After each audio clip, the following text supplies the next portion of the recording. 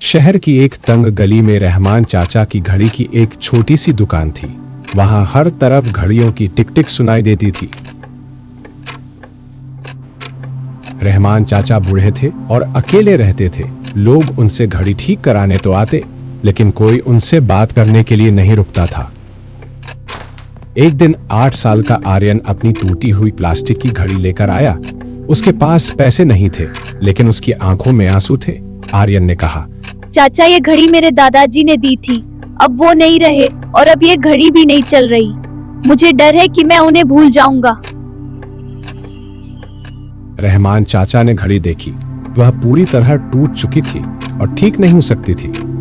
रहमान चाचा को पता था कि इस 50 रुपए की घड़ी को ठीक करना आसान नहीं है और काफी वक्त भी बर्बाद होगा। उन्होंने आर्यन को पास बिठाया और कहा, बेटा, घड़ी समय बताती है, लेकिन यादें समय की मोहताज नहीं होती। चाचा ने अपनी दुकान से एक पुरानी लेकिन सुंदर घड़ी निकाली और आर्यन को दे दी।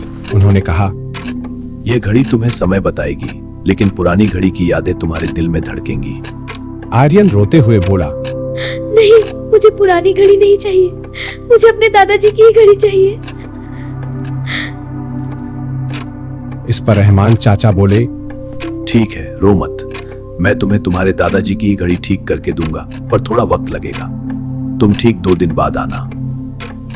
चाचा ने एक बच्चे के जज्बातों को समझते हुए उस घड़ी को पूरा दिन लगाकर ठीक कर दिया और आर्यन से 1 रुपया भी नहीं लिया।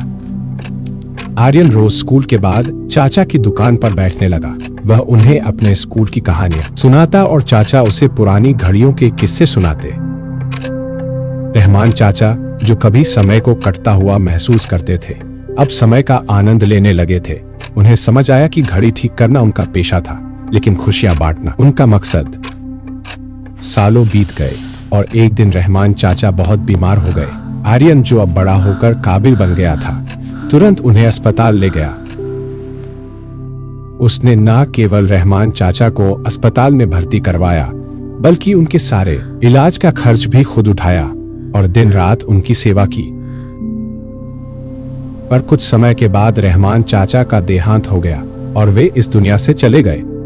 परंतु आर्यन ने उनकी यादों को जीवित रखने के लिए उस पुरानी दुकान को कभी बंद नहीं होने दिया। आज भी उस दुकान के बाहर एक बोर्ड लगा है, यहाँ केवल घड़ियां नहीं सुधारी जाती, खोया हुआ सुकून और यादें भी सहेजी जाती है।